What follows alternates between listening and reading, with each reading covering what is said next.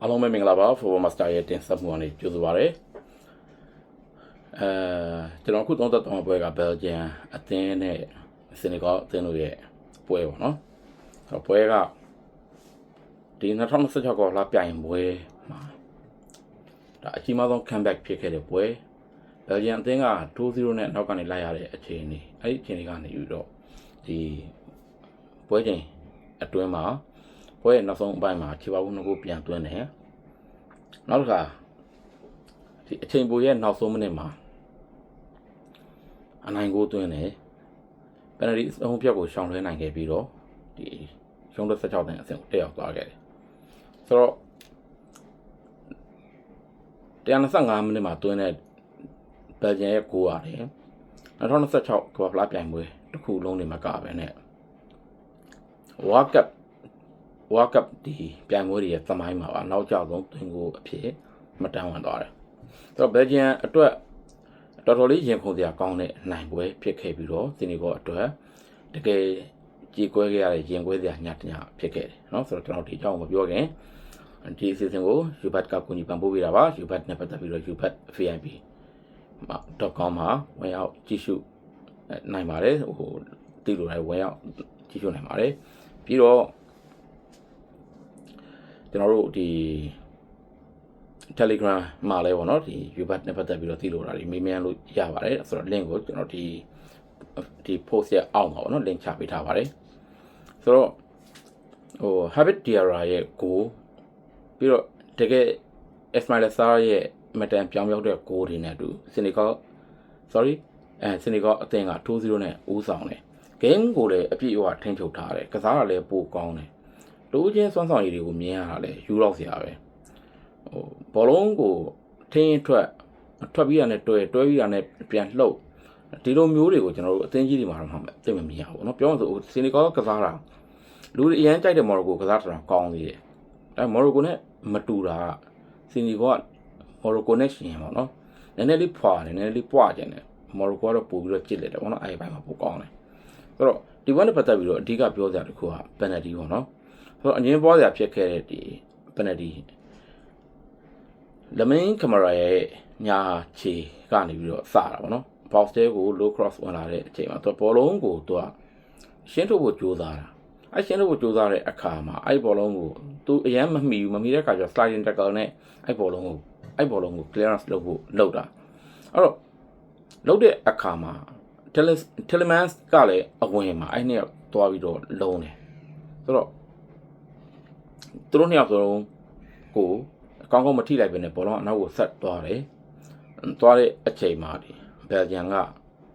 ဒီအပိုင်းကန်ခွင့်ရသေးတယ်။နော်ကိုဝါဒန်ထိသွားအဲ့ထားလိုက်တော့အဲ့မှာကျွန်တော်တို့ဒီကင်မရာက Telemans ရဲ့ခြေထောက်ကိုထိမထိဆိုတဲ့ပြဿနာပေါ့နော်။အဲ့တော့ကျွန်တော်အမြင်ဆိုရင်တော့အဲ့ဒါက penalty မပေးဘူးကျွန်တော်ဆိုရင်တော့အဲ့တော့မိနစ်120ရောက်နေလို့မပေးတာမျိုးလည်းမဟုတ်ဘူး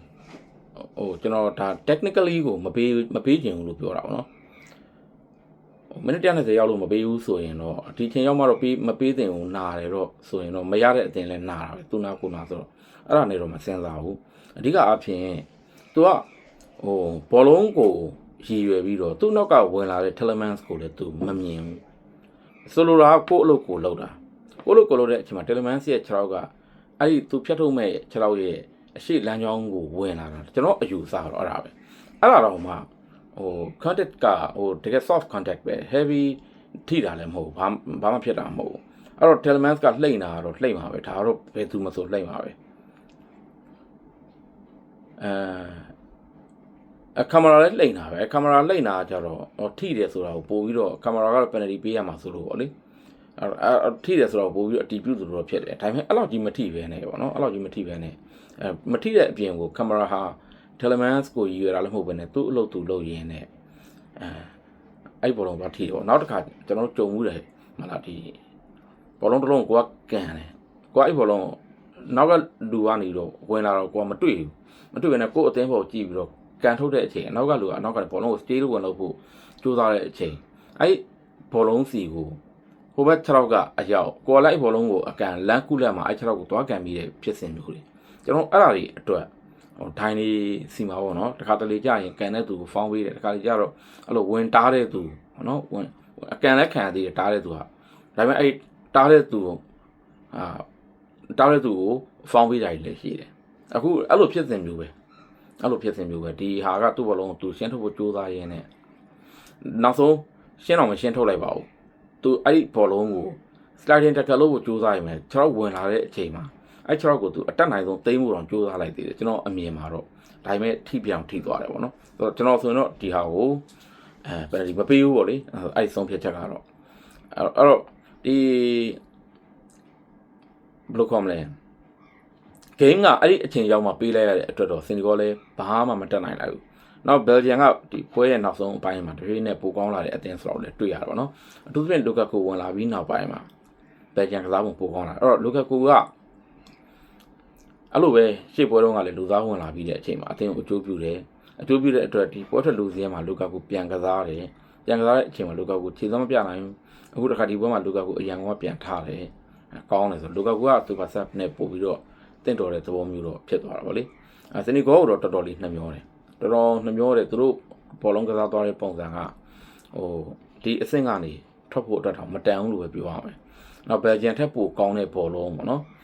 ကစားသမားတူးချင်းနေနေရောအသင်းလိုက်နေနေရောဘယ်ဂျန်ထက်စနီဂေါကပိုကောင်းတယ်တခုပဲစနီဂေါကရတဲ့ဘောလုံးတွေကိုသူတို့က scale ရှိတဲ့ခါကျတော့ scale ကိုအရန်သုံးတယ်ဘယ်ဂျန်ကတော့ဒီဘယ်လိုခေါ်မလဲဆိုတော့ scale ထက်ဆိုင်ကစားကွက်ပိုင်းနဲ့တက်ရမှုအဓိကဦးစားပေးသုံးတယ်နော်အဲ့ဒီခါကျတော့ကျွန်တော်တို့စနီဂေါကပို့ပြီးတော့ကြည့်ရတာပို့ပြီးတော့စိတ်လို့ရှားစရာကောင်းသလိုတော့ခံစားရတယ်ပေါ့နော်ဘယ်ဂျန်လည်းအရန်ညံ့နေလို့တော့မဟုတ်ဘူးဆိုတော့နောက်ဆုံးတော့ဒီကိုသွန်းထားတဲ့ဂိုးနှစ်ဂိုးကိုပေးလိုက်ပြန်ပေးဖြစ်အောင်ပေးရတဲ့စနီဂေါကိုပဲအပြစ်တင်ရမှာပဲပြီးတော့ပေးလိုက်တဲ့ဂိုးနှစ်ဂိုးကလည်း83နဲ့86ခွန်လောက်မှပေးရတာနှစ်ဂိုးဆုံးကအရန်နာဖို့ကောင်းတယ်လူကာကူစသွင်းလိုက်တဲ့အချိန်မှာဘယ်ဂျန်ရဲ့မျှော်လင့်ချက်တွေအသက်ဝင်သွားပြီးတော့Telemans ကထပ်ပြီးတော့ဒီခြေပါကိုတွန်းသွားတာပါလေဆိုတော့ဒါ round of 16မှာဘယ်ဂျန်ကအမေရိကန်နဲ့ကစားရတော့မယ်အမေရိကန်နဲ့ကစားတဲ့အခါမှာအမေရိကန်မှာကဒီဘာလိုကန်အနီထိထားတာကဘယ်ဂျန်အတွက်အခွင့်အရေးဖြစ်မယ်ခြေစွမ်းအရာတော့ဘယ်ဂျန်နဲ့အမေရိကန်ဆိုအမေရိကန်ကပိုကောင်းတဲ့အတွက်ဘယ်ဂျန်တိထက်ပိုပြီးတော့ရုန်းကန်အောင်ပွဲအနေနဲ့ဒါကျွန်တော်တို့မြင်ရပါတော့ဆိုတော့ဒါတော့ဒီဘယ်ဂျန်3-2စနီဂေါပွဲနဲ့ပတ်သက်ပြီးသုံးသပ်ခဲ့တာပါကြည့်ရှုအားပေးကြတဲ့ format စာပိတ်သက်များအားလုံးအထူးပဲကျေးဇူးတင်ပါတယ်